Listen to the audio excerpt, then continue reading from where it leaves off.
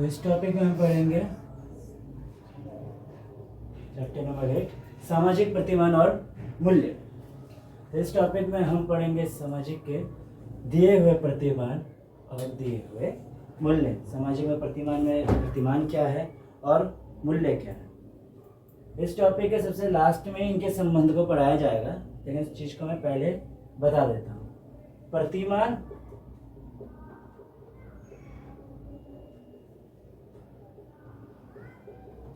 मूल्यों का समूह है जितने आप समझौते हो।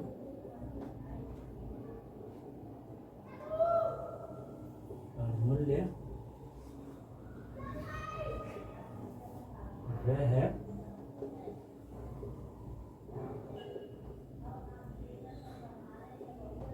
जिससे आप बेहतर व्यक्ति बनते हैं। इस संबंध को पढ़ाया जाएगा एंड में।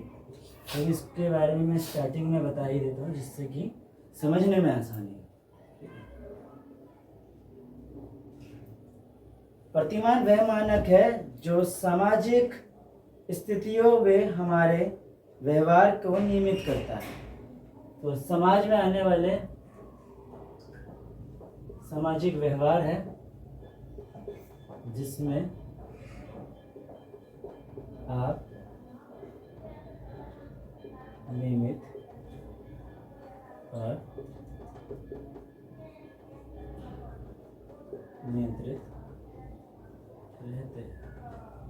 जैसे कि सुबह जल्दी उठना, स्कूल जाने के बाद आप 5 घंटे जो भी स्कूल में बिताते हो उसमें आप पढ़ाई करते हो। पढ़ाई करने के बाद आप जितना ज्ञान है वो लेते हो। आप प्रार्थना सभा में प्रार्थना करते हो और उसके बाद आप नियमित रूप से आप अपने घर पर आते हो।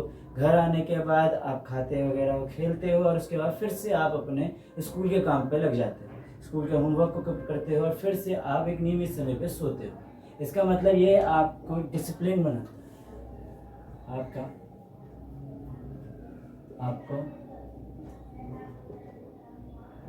निर्णय लेने में मदद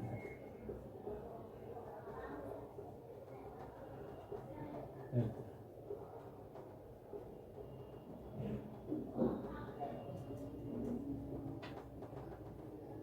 स्कूली बच्चों की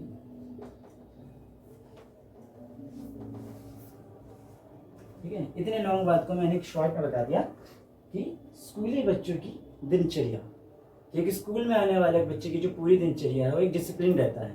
वही एक स्कूल में ना रहने वाले बच्चे की लाइफ में डिसिप्लिन नहीं रहता। जैसे कि वो कभी भी किसी भी टाइम पे उठ सकता है, जागता है, किसी भी टाइम पे सो जाता है। ये जो है ये आपका डिसिप्लिन बनाता है, आपको नियंत्रित करता है, आपको निर्णय लेने में हेल्प करता है। इसमें आपकी लाइफ के जितने भी मूल्य है कि सुबह जल्दी उठना है, स्कूल में जाके प्रार्थना करना है, पढ़ाई करनी है, झूठ नहीं बोलना है, आपको वापस जल्दी सोना है, ये सारे मूल्यों को संजोकर एक साथ जो रखता है वो प्रतिमान है। तब तक हम प्रतिमान को पढ़ा वो प्रतिमान है। और मूल्य, जितने मूल्य अभी तक मैंने गिनाए हैं वो सही चीज़, सुबह जल्दी उठना, आपको झूठ नहीं बोलना है, बड़ों का आदर करना है, पढ़ाई करनी है, शिक्षा लेना है, खेलते वक्त आपको किसी भी चीज़ की चीटिंग नहीं करनी है। ये तरह तरह की जितनी बातें हैं जो लाइफ में अच्छी बातें होती हैं जिससे एक व्यक्ति सुधरता है, अच्छा बनता है, वो सभी मूल्य है। और जो इस एक की लाइफ में ज़रूरी नहीं कि सभी मूल्य हो, इसलिए प्रतिमान अलग है और मूल्य अलग है। मूल्य बहुत सारी क्वालिटी हो सकती है, जैसे कि ये हो सकता है कि वो व्यक्ति झूठ बोलता है लेकिन झूठ नहीं बोलता है लेकिन वो बड़ों का आदर नहीं करता। मतलब उसके पास एक क्वालिटी है पर एक दूसरी क्वालिटी है, दूसरी वैल्यूज उसके पास नहीं है, इसलिए उसके पास सभी वैल्यूज होना ज़रूरी नहीं है। इसलिए ये आपका आ जाता है ये प्रतिमान, जिसके अंदर उसके पास जितने भी एक व्यक्ति के पास मूल्य होते हैं या हो सकते हैं उसके समूह को या उसको संजोए रखा है वो प्रतिमान है। और तरह तरह की बातें जो एक व्यक्ति को अच्छा बना सकता है वो मूल्य। आपने ये चीज को पहले भी समझ रखा।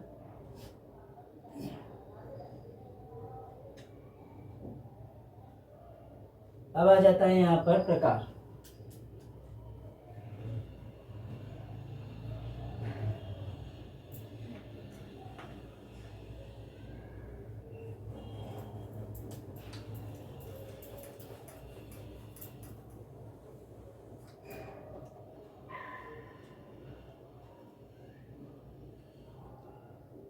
तो एक प्रतिमान आपको दो प्रकार में मिल सकता है।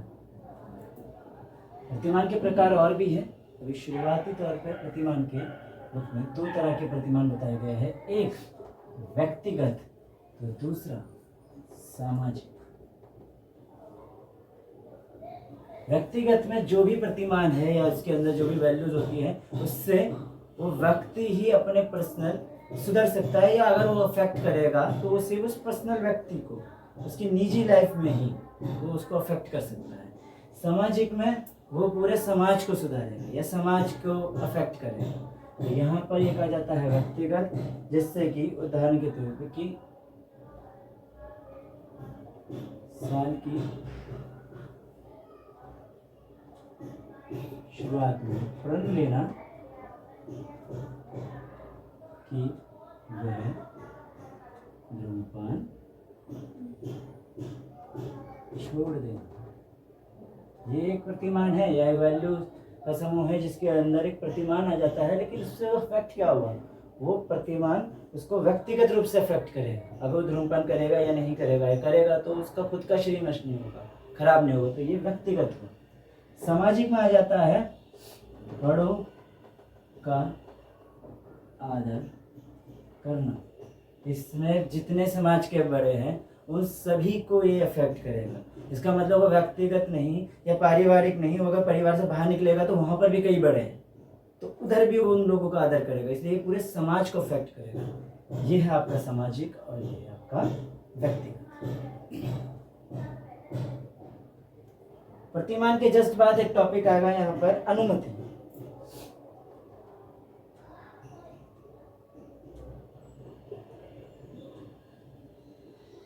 तो अनुमति यहाँ पर दो तरह का मिल सकता है, एक सकारात्मक और एक नकारात्मक।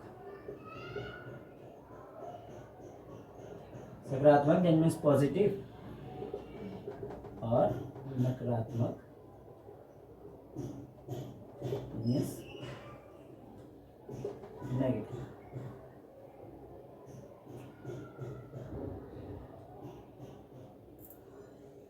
सकारात्मक में आप ऐसी चीजें करते हैं जिससे आपको, मैं इस प्रकार से बातें कहूंगा जिसमें आपको उन्नति मिलेगी, आपको मैं प्राइज दूंगा। इस चीज की चीजों में आपका सकारात्मक आ जाता है, जिसमें कहा जाए कि किसी भी तरह की उन्नति मिले आपको, और ज्यादा आपके इस चीज के करने पर या इस चीज के चीजें छोड़ने पर या नई चीजें आपको करने पर व्यक्ति आपको उन्नति देगा या बेहतर चीजें करेगा या आपके लिए सही आपको प्राइज मिले वो उन्नति। जैसे कि उदाहरण परिश्रम करना और सफल होना। अगर किसी ऑफिस में वो परिश्रम करेगा, कोई व्यक्ति बहुत मेहनत करेगा और मेहनत करने से उसने कोई ऐसी चीज़ जिसमें उस ऑफिस को या उस बॉस को बहुत ज़्यादा फ़ायदा हुआ है, तो ऑब्वियसली बात है वो उस एम्प्लॉय को उन्नति देगा, उसको अगली पोस्ट में डालेगा, तो इसमें उसको उन्नति मिलेगी, उसको वो और आगे बढ़ेगा। ये अनुमति आपका सकारात्मक रूप में है। वही नकारात्मक रूप में आपको दंड की बात की जाती है। वो चीज़ जिसको आपको करने पर आपको दंड मिल सकता है, जैसे कि ट्रैफिक नियम का उल्लंघन। अब ट्रैफिक नियम का उल्लंघन करते हुए जिसकी अनुमति नहीं दी गई है, अनुमति मतलब जिस चीज़ का आपको आज्ञा दी जाती है, तो जिस चीज़ का अनुमति आपको नहीं दी गई और उसके बावजूद भी आप उसके खिलाफ चीज़ें करते हो या उल्लंघन करते हो या उसे तोड़ते हो, तो उसके लिए आपको ऑब्वियसली बात है उन्नति तो मिलेगी नहीं, तो आपको मिलेगा दंड। तो उसके लिए आपको जैसे कि ट्रैफिक सिग्नल्स को तोड़ देते हैं, ऐसे कोई नियम नहीं है जिसको पालन नहीं करते हैं, और उस पर आपको क्या मिलता है, ऑब्वियसली बात है फाइन कटता है। ठीक है, यहाँ पर दो तरह की बातें की गई है, एक में जिसमें उन्नति मिले और दूसरा जिसमें दंड मिले।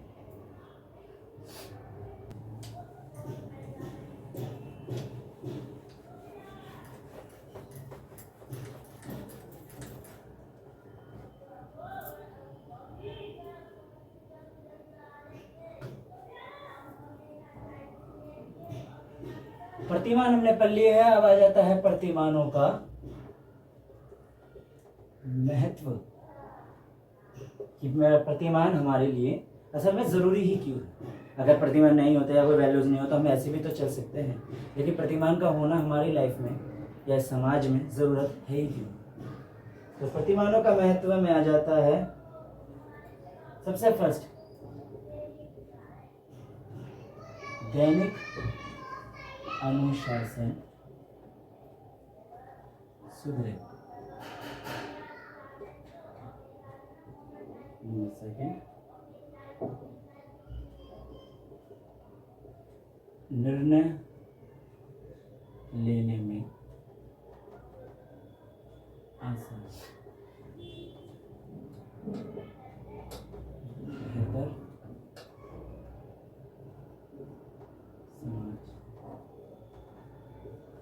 समाज।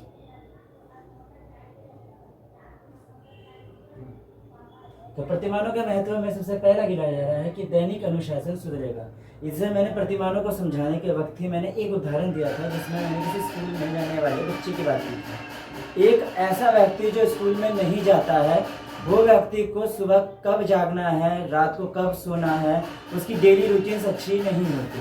वहीं पर अगर देखा जाता है कि कोई स्कूल में जाने वाला बच्चा है तो उसकी दैनिक अनुशासन होता है, क्योंकि अगर वो स्कूल में नहीं गया तो उसको पीटीआई मारेगा। अगर वो घर में देर तक नहीं लेट में देर तक ज़्यादा जाग रहा है तो मम्मी मारेगी। तो उसका अनुशासन बना रहता है, क्योंकि उसको सुबह जल्दी जागना है, जल्दी जागने के बाद उसको प्रेयर करना है, स्कूल में जाकर प्रेयर करना है। जहाँ पर वो एक घर में रहने वाला बच्चा कभी स्कूल को में जो भी प्रार्थनाएं होती है या जन गण मन या वंदे मातरम वो नहीं गाएगा, क्योंकि वो देश को डेडिकेटेड करेगा ही नहीं। बहुत रेयर चांसेस है कि वो कभी डेडिकेट करे, क्योंकि वो घर में बैठे बैठे थोड़ी ना जन गण मन गाएगा, तो वो नहीं होगा। और वहीं पर देखा जाता है कि स्कूल में जाने वाला बच्चा अनुशासन के साथ रहेगा, उसके दिन की सारी रूटीन फिक्स्ड होगी कि 1 घंटे के बाद अभी 10 बजेगा, अभी एक अगला पीरियड लगने वाला है, फिर एक अगला पीरियड लगने वाला है, वो चलता रहेगा। उसके बाद उसे पता है कि अभी 5 पीरियड, अब 5 या 24 आपका 6 घंटा आपका खत्म होने के बाद आपको स्कूल उसके घर जाना है। घर में अगर वो ट्यूशन लेता होगा तो वैसी बात है वो ट्यूशन जाएगा, ट्यूशन से आने के बाद उसको ट्यूशन एंड उसका स्कूल का काम उसको मिला होगा, वो उस हिसाब से करेगा और उसी से वो खेलेगा, उसी के हिसाब से टाइमिंग अटैच करके वो खेलेगा। इसका मतलब उसकी जो डेली लाइफ है वो एक अनुशासित रहेगी। तो निर्णय लेने में आसानी होगी, जहाँ पर उसे डेली लाइफ में पता नहीं है कि सुबह जागना कैसे है, सोना कैसे है, पढ़ाई कब करनी है, खेलते तो खेलते रह रहे हैं, उसे यही याद नहीं कि आज भाई पढ़ना भी है। तो ये सारी चीज़ें जो नहीं हो रही है वो एक प्रतिमानों के साथ वो कर सकता है। और लास्ट है, अगर इस प्रकार से प्रतिमान बने रहे और सभी अनुशासित रहे तो एक समाज बेहतर बन पाए।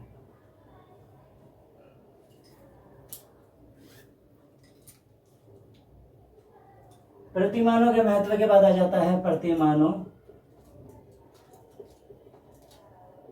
के प्रकार। तो प्रतिमानों के प्रकार में स्टार्टिंग में 2 प्रतिमान के प्रकार बताए गए थे, एक व्यक्तिगत और एक सामाजिक। यहाँ और प्रतिमान के प्रकार बताए गए हैं, जैसे कि सबसे फर्स्ट आ जाता है निषेधात्मक। इसका मतलब किसी चीज का मना करना।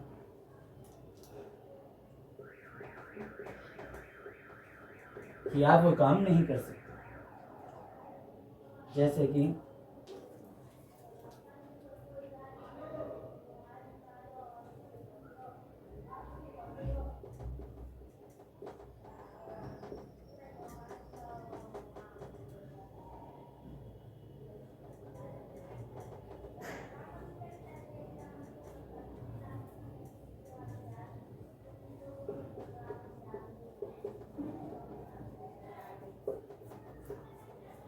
समाज में जो गाली गलौज चलती है वो ना दें, ठीक है, किसी भी प्रकार से गाली गलौज ना देना, जिससे समाज और ज़्यादा खराब होता है।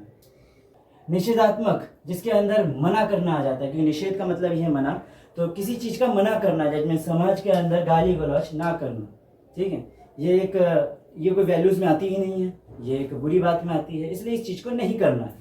तो आपको प्रतिमान यही सिखाता है कि समाज में क्या नहीं करना है, और वही निर्धारित में है कि क्या करना चाहिए। जैसे कि बड़ों का आदर, आपको बड़ों का आदर करना चाहिए, क्योंकि इससे समाज बेहतर तरीके में जाएगा।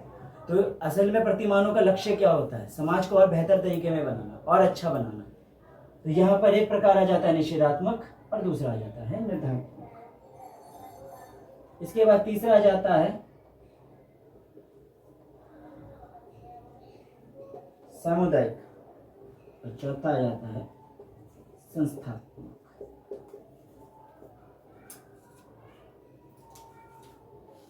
सामुदायिक वो है जो सभी में मौजूद है, सभी समुदाय में मौजूद, जैसे कि हाथ मिलाना। हाथ मिलाना या ग्रीटिंग्स, किसी से भी जब मिलते हैं तो उसका वेलकम करना, ग्रीटिंग करना और उससे हाथ मिलाना, चाहे किसी भी प्रकार से, वो आपका सामुदायिक होता है, क्योंकि ये सभी समुदाय में मौजूद होता है। सामुदायिक जो सभी समुदाय में मौजूद होता है, जैसे कि ग्रीटिंग करना, हाथ मिलाना, और वही संस्थात्मक जो सभी समुदाय में मौजूद नहीं है, जैसे कि भगवा धारण करना, जो केवल हिंदुओं में होता है और वो भगवा किसी और में नहीं होता। सेम किसी और रिलीजियस में जो करते हैं वो किसी और धर्म में नहीं करते। तो इस प्रकार से आपका ये 4 आपके प्रकार यहाँ पर खत्म होते हैं।